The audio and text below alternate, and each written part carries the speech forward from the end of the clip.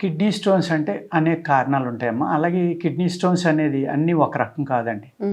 ఇందులో 2-3 రకాలు ఉంటాయమ్మా.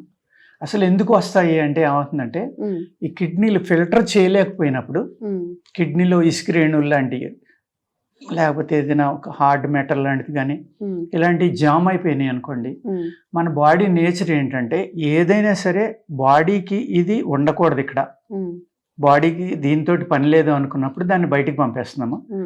పంపలేనప్పుడు ఏం చేస్తున్నాడు, దాని చుట్టూరు ఒక కాల్షియం కవర్ లాంటిది వేసేసి దాన్ని దాచేయడానికి చూస్తుంది దాన్ని. అప్పుడు ఏమవుతుంది, ఆ కాల్షియం కవర్ అలా పెరిగి పెద్దదవుతుంది. పెద్దటం అవటం వల్ల 4 mm, 8 mm, 10, 20, 18 ఇలా పెరుగుతూ ఉంటుంది అనమాట. అసలు మాక్సిమం సైజ్ ఎంత సార్ స్టోన్? ఇంకా పెద్దది, అదే పెద్దది 18 mm వాళ్ళు కూడా వస్తూ ఉంటారు. 18 mm చాలా.